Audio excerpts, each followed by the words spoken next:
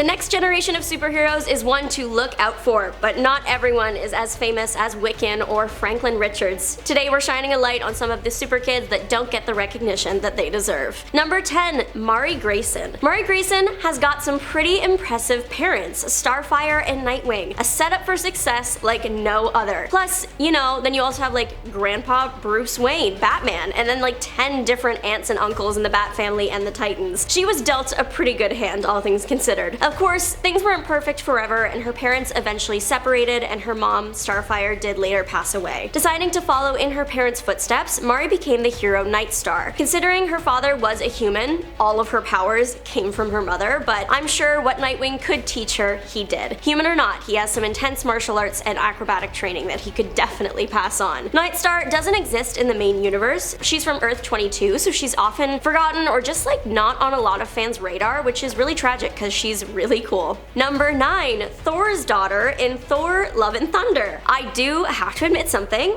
I did not watch Thor: Love and Thunder, and miraculously, I didn't have anything from that movie spoiled for me. Not even the big stuff like Thor getting a daughter. It's been 3 years and her name is in the title. How is this not a bigger topic of interest? I guess for the most part, what people were focusing on with the movie was either Christian Bale giving like the performance of a lifetime, or overall how this Thor installment didn't really hold up to the trio before it. Still, love of Thor: Love and Thunder is Gorr's biological daughter, but she passed away, and that caused him to kind of like crash out across the universe and take all the gods down with him. Love was resurrected by Eternity, and before Gorr passed on, he entrusted her to Thor. Now the unlikely pair traverse across the galaxy protecting aliens as Love and Thunder. And fun fact, she is played by Chris Hemsworth's actual daughter. Now there are some theories about her character from the people that do remember her. Some think that she is the character Singularity. Another popular theory is Infinity, but really only time will tell. Number 8. Carrie Kelly. Carrie Kelly's nickname should be the Forgotten Robin because nobody seems to remember that she did don those traffic light colors of the popular sidekick. There are a few reasons that Carrie Kelly is left out of the conversation. One, she's changed her name a few times. First it was Robin, and then it was Catgirl, and then finally Batwoman. She also isn't from the main universe. She operates on Earth 30-1, which is Frank Miller's comics, and also she just wasn't like super popular as a Robin. The original Robin, Dick Grayson, is pretty hard to live up to. It's something that almost every Robin has struggled with, and not everyone makes it out the other side. There is a Carrie Kelly in the main universe, but she was not a Robin. She was actually Damien's acting teacher, and later a dog watcher for Titus. Number 7. The Super Twins. Otho Ra and Azul Ra, also known as Star Child and Red Sun, are the adopted children of Superman and Lois Lane. They come from the Paleoceans, an evolutionary offshoot of the Kryptonians. That means that they have all the same strengths and weaknesses that Superman does. Red Sun has a unique ability. He's the host of the Fire of Ulgron, one of the old gods. Unleashing this power isn't as strong as the old god would have been, but it's still pretty intense. These heroes are pretty new. They were only introduced like 3 years ago, and they're still gaining traction, so not many people are aware of their presence. I mean, like, if you're a dedicated DC fan, then you probably know about the Super Twins, but a casual Superman fan, like, there's no way. Some people barely know about Connor and Jonathan, and now we're throwing 2 adopted aliens at them? The twins are young, and they're still making their mark, and I'm eager to see how they grab the public's attention in the future. Number 6. Hunter Prince. Hunter Prince, son of Wonder Woman, exists in the alternate timeline of Justice League Legacy. His origin is marked by tragedy and a lot of problems. He was conceived when Wonder Woman was infected by the cosmic force, the Darkness. The Darkness wanted a new host that would be extra powerful and picked Wonder Woman because she had dark feelings buried deep down. Upon finding out all of this, Wonder Woman decided to give Hunter up to Clark and Lois as her most trusted friends. I mean, like, who better to raise the spawn of darkness into a good person than them? Unfortunately, the Amazons also have a well-known rule of no men, so poor Hunter thought that his mom actually gave him up just because he was a boy, and that caused a lot of emotional turmoil. He was raised alongside John Kent, and he trained with other young heroes, but he did struggle with his identity and his place in the world. Despite his impressive Amazonian and divine powers, and the narrative potential of exploring Wonder Woman as a conflicted mother, Hunter Prince never really gained significant traction in the DC universe. He kind of faded into obscurity, and he's often cited as one of the forgotten kids of the Justice League, overshadowed by more prominent legacy characters, and he's left largely unexplored. Number 5. Luna Maximoff. Daughter of Quicksilver and Crystal of the Inhuman royal family, Luna Maximoff was once a significant figure in Marvel Comics as the first child born from a mutant and an Inhuman union. I mean,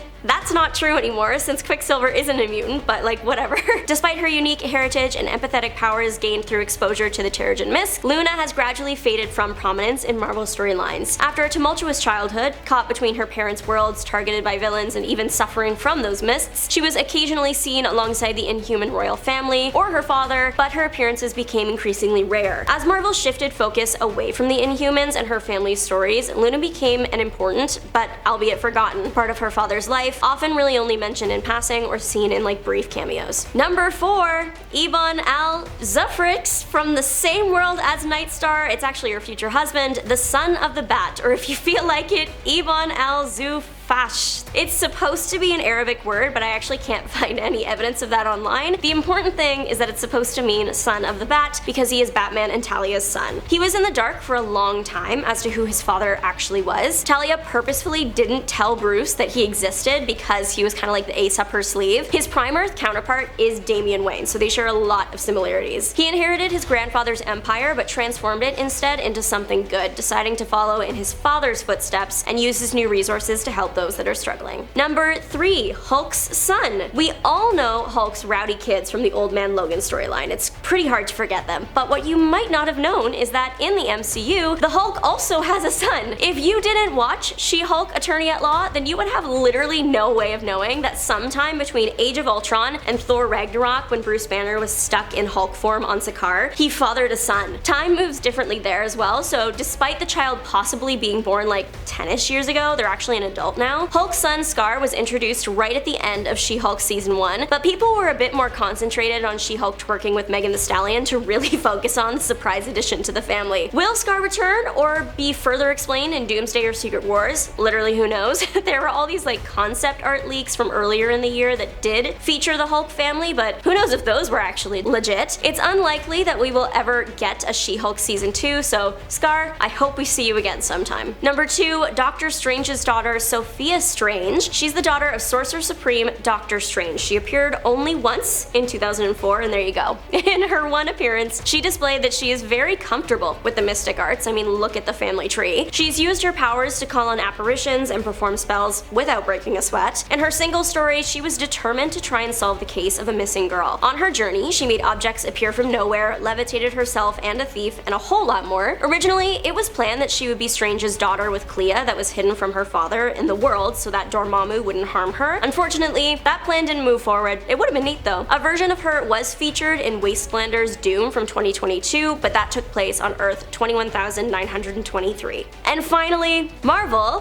where did Magneto and Magda's twins go? They have been MIA ever since Marvel decided that Wanda and Pietro Maximoff were no longer the biological children of Magneto. For the longest time, like since the beginning, Wanda and Pietro were the children of Magneto and Magda Eisenhart. The twins were raised by another family, but eventually found their birth father in Magneto, and that was the story for decades. But then 2014 rolls around, and all of a sudden it's revealed that the twins actually have no blood relation to Magneto at all. Now this threw everybody because it barely makes sense. Some people theorize that the MCU is the reason why it even happened. So Marvel wanted to include Wanda and Pietro in Age of Ultron, but at the same time, they didn't have the rights to like mutants in the X-Men, so the MCU couldn't touch them. Marvel could use the twins as long as they weren't mutants or related to mutants, so changing the comics backstory too made the movie characters more similar to their comic counterparts. It's truly a mess that is still getting cleaned up because if Wanda and Pietro aren't the twins, then where are they? Magda did give birth to twins, and those twins are the children of one of the most powerful mutants alive. There is no way they are not also incredibly powerful. It's been so long too that they have to be adults. It's also weird that in the 10 years since this retcon, Marvel hasn't jumped at the opportunity to introduce a set of new mutants of that power level. If you have any theories, drop them in the comments section because I am thoroughly perplexed. But thanks so much for watching. Don't forget to like and subscribe. Bye nerds!